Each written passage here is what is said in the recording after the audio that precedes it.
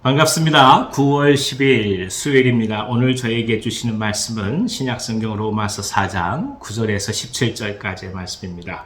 로마서 4장 9절에서 17절까지의 말씀을 읽어드리겠습니다. 그런즉 이 복이 할례자에게냐 혹은 무할례자에게도냐 무릇 우리가 말하기를 아브라함에게는 그 믿음이 의로 여겨졌다 하노라. 그런즉 그것이 어떻게 여겨졌느냐? 할례시냐 무할례시냐? 할례시가 아니요 무할례시니라. 그가 할례의 표를 받은 것은 무할례시에 믿음으로 된 의를 인친 것이니 이는 무할례자로서 믿는 모든 자의 조상이 되어 그들도 의로 여기심을 얻게 하려 하심이라. 또한 할례자의 조상이 되었나니 곧 할례받을 자에게뿐 아니라 우리 조상 아브라함이 무할례시에 가졌던 믿음의 자취를 따르는 자들에게도 그러하니라. 아브라함이나 그 후손에게 세상의 상속자가 되리라고 하신 언약은 율법으로 말미암은 것이 아니요 오직 믿음의 의로 말미암은 것이니라. 만일 율법에 속한 자들이 상속자이면 믿음은 헛것이 되고 약속은 파기되었느니라.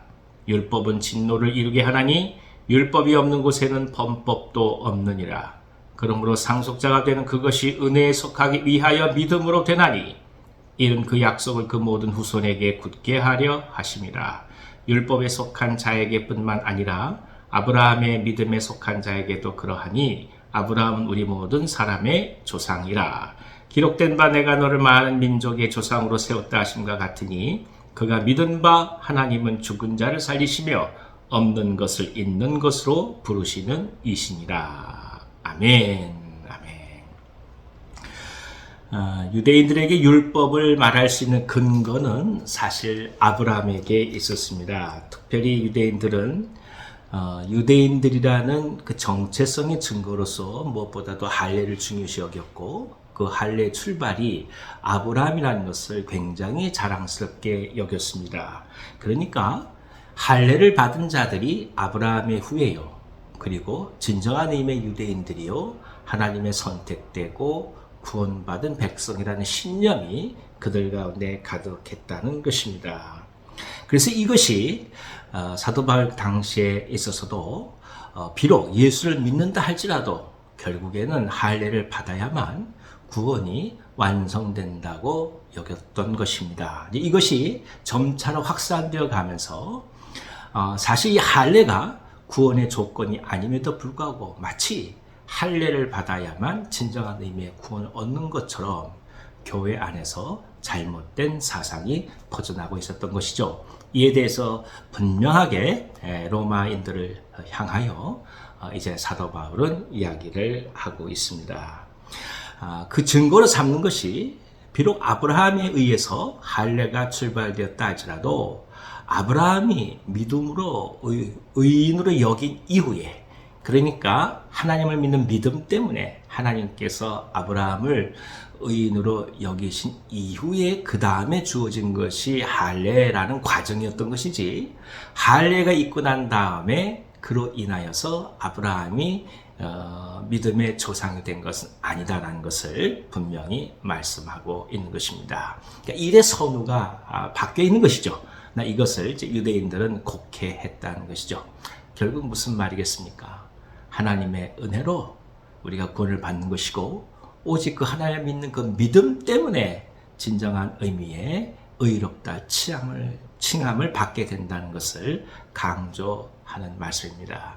그러니까 결국 아브라함은 믿는 자들 그리고 특별히 할례를 받는 자들이든 아니면 할례를 받지 않았던 자들이든 간에 믿는 자들 모두에게 있어서는 공통적인 믿음의 조상이 된다는 것을 또 한번 확인해 가고 있는 것이죠.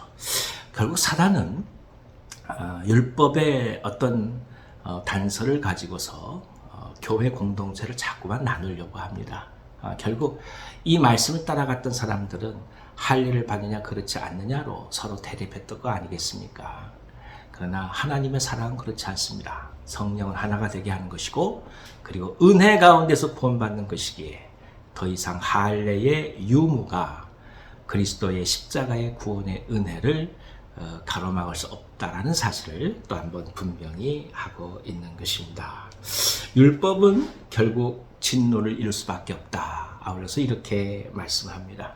법은 결국 진노를 가져다 줄 수밖에 없죠. 왜냐하면 법 앞에서는 옳고 그름이 가려지기 때문입니다. 법이라고 하는 것은 결국 최후의 문제가 해결되지 않을 때 사용하는 것임에도 불구하고 일단 모든 일에 있어서 법이 제일 처음에 등장한다고 한다면 이후에는 당연히 은혜보다도 진노가 있는 것이 당연한 것 아니겠습니까? 그래서 이 이신칭의 교리는 우리가 오늘 어떤 믿음의 삶을 살아가는지 삶의 현실에서 굉장히 중요한 방향성을 제시해 준 말씀입니다. 그리스도께서 우리를 구원하시고 십자가에서 죽으시고 그 보혈로서 우리의 죄를 용서하셔서 구원을 주셨기에 이제 구원을 받은 사람으로서 그리스도인의 합당하게 살아가는 것이 오늘 우리에게 요구되는 윤리와 도덕성의 문제인 것인지, 오늘 우리가 윤리적으로 도덕적으로 세상이 말하는 정의롭게 사는 것, 그것 자체가 구원을 가져다 주는 것은 아니란 사실을 또 한번 깊이 바라볼 수 있기 때문입니다. 물론 이 말씀이 오늘 우리가 해야 될 행실을 가벼이 여긴다는 뜻은 아닙니다. 야고보에서 말씀하신 것처럼 우리들의 행실은 우리가 어떤 믿음을 갖고 어떤 구원을 받았는지 진정한 의미의 구원의 외적인 증거로서 드러날 수 있는 것이죠. 그러나 정말 중요한 것은 드러나는 증거 이전에 우리가 먼저 구원받았다는 그 사실은 우리의 행위로 출발하는 것이 아닌 오직 그리스도를 우리의 주님으로 믿는 믿음으로 출발한다는 것을 또 한번 깊이 간직할 필요가 있습니다. 이 믿음을 붙들고 가셔야만 오늘을 견뎌갈 수 있습니다. 완벽하게 의롭게 오늘을 살 수 있는 사람이 어디 있겠습니까? 세상이 말하는 흠이 없는 삶을 살 수 있는 사람이 과연 어디 있겠습니까? 아니 우리가 그렇게 살지 못한다고 그런 사람을 오히려 기대할 수 있겠습니까? 그것 또한 사실 우리가 갖고 있는 부족함의 결과인 거죠. 결국 모든 사람들은 죄를 지을 수밖에 없고 그리고 연약한 존재로 이 땅 속에서 허물로 살아갈 수밖에 없는 존재입니다. 그러나 오직 우리 주님께서 우리를 구원하심을 믿고 그 믿는 믿음으로 용서함을 받으며 우리가 오늘 기쁨으로 살아갈 수 있는 것 아니겠습니까? 관건은 믿음입니다. 사단은 끊임없이 당신에게 믿음의 시련을 주고자 할 것입니다. 믿음의 문제로 찾아와서 믿음을 흔드는 것이 아니라 현실적인 가장 필요한 것들, 그리고 눈에 보이고 감각적인 것들로 당신의 믿음을 시험할 것입니다. 그때마다 또 한 번 깊이 기도해 가시면서 말씀을 붙드시고 그리스도께서 주시는 이 은혜, 구원의 감격을 간직하면서 담대히 오늘 승리하며 나가시기를 간절히 기원합니다. 기도하겠습니다. 하나님 아버지, 우리 주님께서 저희 가운데 오셔서 십자가의 은혜로 구원을 주셨음을 믿고 오늘을 살아갑니다. 완벽함의 삶을 살아가기보다 주님의 은혜 가운데서 우리 자신을 내어 맡기며 살아가게 하시고, 그래서 우리 스스로 절망하면서 넘어지기보다 그리스도의 은혜로 세워져 가는 놀라운 하나님의 사랑 앞에 감사하며 오늘을 보듬어 안고 나가시도록 인도해 주시옵소서. 그런 마음으로 우리 자신들을 바라보게 하시고 세상을 또한 끌어안게 하시고 우리가 해야 될 모든 일들 속에 진정 기쁨과 감사함이 차고 넘치게 하여 주시옵소서. 병상에 있는 종들 지켜주셔서 주께서 어루만져 주시고 모든 상처들을 낫게 하여 주시고 회복이 있게 하여 주시옵소서. 기쁨으로 당신을 향한 믿음으로 오늘을 살아가고자 합니다. 많이 다가오는 수많은 유혹들 앞에 흔들리지 않게 하시고 능히 승리하시도록 인도하여 주시옵소서. 예수님의 이름으로 감사하며 기도하옵나이다. 아멘. 아멘.